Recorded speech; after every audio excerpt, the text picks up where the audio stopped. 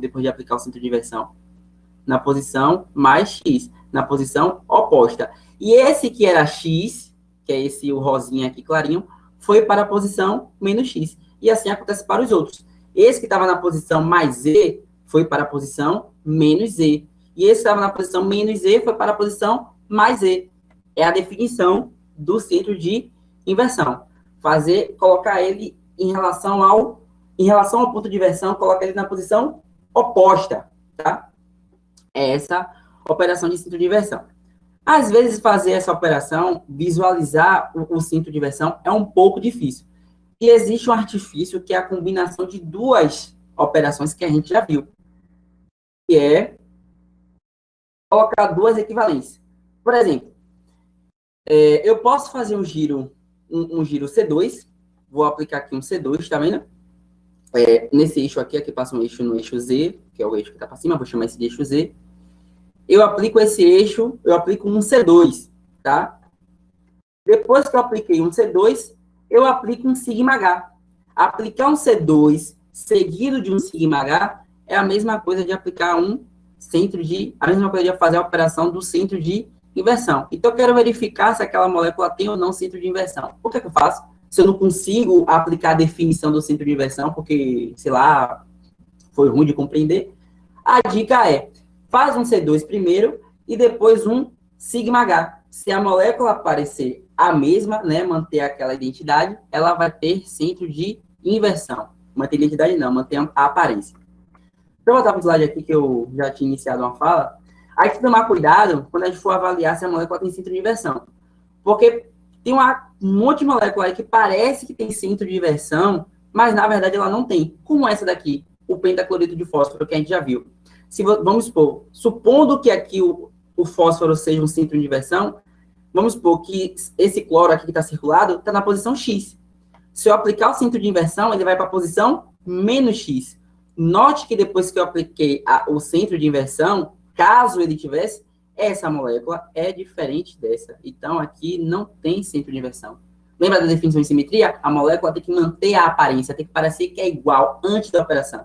E aqui, claramente, elas estão diferentes. Então, nesse caso aqui, não tem centro de inversão. Cuidado com essa operação. Por exemplo, vamos supor uma molécula que tem centro de inversão aqui, dióxido de carbono. É uma molécula linear e tem centro de inversão. Se você for fazer essa análise, você só vai usar um eixo X. Quem é X vira menos X e quem é menos X vira X. Tá? Eu falo tridimensional porque a molécula, geralmente, no caso dos complexos que a gente vai estudar, é uma molécula tridimensional. Então, eu já coloco o todo já. Mas você pode ter uma molécula bidimensional ou a linear e fazer essa análise apenas com as duas dimensões que estiver disponíveis naquela molécula. O último eixo, a última operação de simetria, né? Última, mas não menos importante, é o eixo de rotação imprópria. O que é esse eixo de rotação imprópria? Ele é uma combinação de duas operações de simetria que a gente já viu.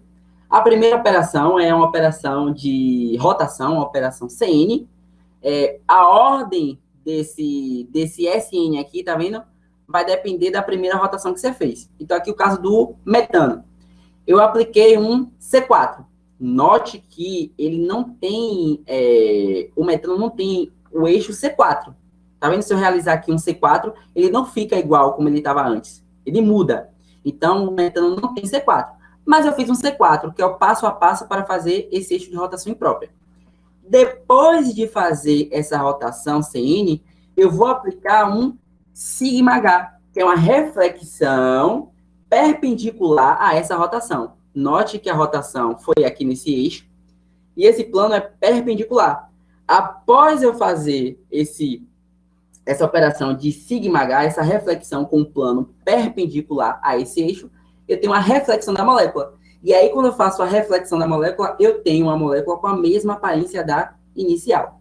Aqui eu tenho um eixo de rotação imprópria. Então, o que é o eixo de rotação imprópria? Realizar uma rotação CN, tá?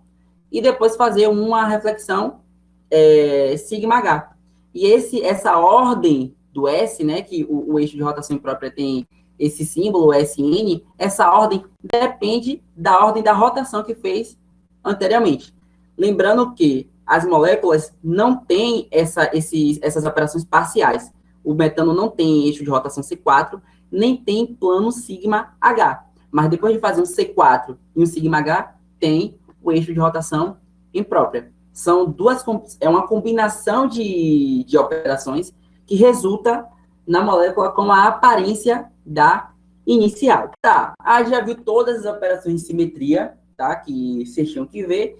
E essas operações de simetria, elas são representadas por algumas simbologias. De todas as disciplinas que eu passei na química, a simbologia que eu mais tive contato foi a simbologia de Chomsky, que é essa que a gente viu. O eixo de rotação a gente chama de CN, o N é a ordem. O eixo de rotação imprópria eu chamo de SN, o N é a ordem da primeira rotação antes da reflexão. Um plano eu chamo de sigma V, se ele compreende o eixo de rotação de maior ordem, o eixo de rotação principal. Sigma H, se ele for perpendicular ao eixo principal. Ou se for um plano diedral, que a gente já discutiu. E I, que é o centro de inversão. Na notação de Hermann-Malvin, que é outra representação, outra forma de mostrar essas operações, C1, que é a identidade, eu chamo de número 1. C2, eu chamo de número 2. Um plano, eu chamo de M, esse Mzinho aqui. E o centro de inversão, eu coloco uma linha. Se for um eixo de rotação imprópria, eu uso sigma. Note que em Schonfeld, sigma eu uso para plano de reflexão.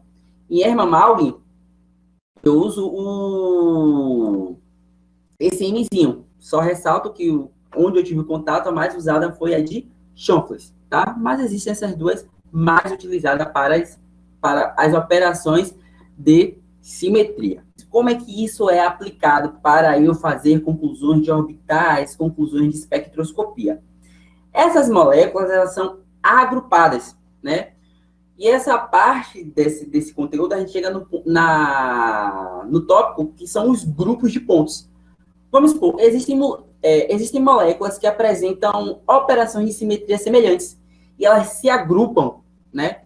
E essas moléculas que têm semelhança em suas operações de simetria, elas fazem parte de grupos, esses grupos recebem nomes, tá?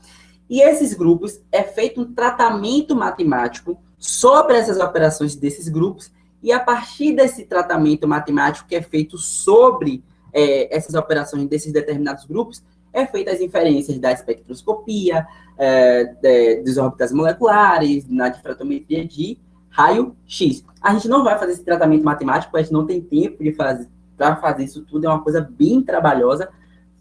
Fechar os grupos, determinar os grupos, e a partir do grupo a gente pega uma operação de simetria e faz um tratamento matemático em cima daquela operação de simetria. E aí a gente chega na tabela de caracteres. E é lá que eu vou mostrar os grupos de pontos, e aí eu vou pular para as tabelas de caracteres. Cada grupo tem a sua tabela de caractere. Para construir essa tabela de caractere, é feito um tratamento matemático sobre essas operações de simetria. Existe uma subdivisão chamada grupos de baixa simetria. Existem alguns grupos, como os grupos de baixa simetria, né? O grupo C1 são aquelas moléculas que apresentam apenas a operação de identidade, aquela que só não tem a outra operação de simetria, como uma molécula quiral, tá? O grupo CS são moléculas que apresentam apenas um plano especular. Essa molécula aqui, ela só tem um plano especular. E é o plano que compreende a molécula, tá? Tem um plano aqui, vamos supor que essa molécula é planar, e vamos supor que eu bote essa molécula aqui em uma bandeja, tá? E essa molécula começa a atravessar um pouco essa bandeja, tá? E aí, esse plano que compreende essa molécula é um plano especular. Essa molécula que tem apenas esse plano, ela faz parte do grupo CS. Existe o grupo CI também. E são moléculas que apresentam apenas um centro de inversão. O centro de inversão está aqui, ó. Se vocês fizerem aquele macete, não, aquela operaçãozinha que eu falei no outro slide, vocês vão ver que o centro de inversão ele está aqui no meio. Então, se as moléculas que apresentam apenas um centro de inversão, elas são do grupo C1, CI, que é um grupo que apresenta baixa simetria. Existe também o grupo de alta simetria, tá? E o primeiro que eu trago aqui é o C infinito V. São de moléculas lineares, apresenta infinito eixo de rotação. Se vocês observarem, aqui eu tenho uma molécula linear.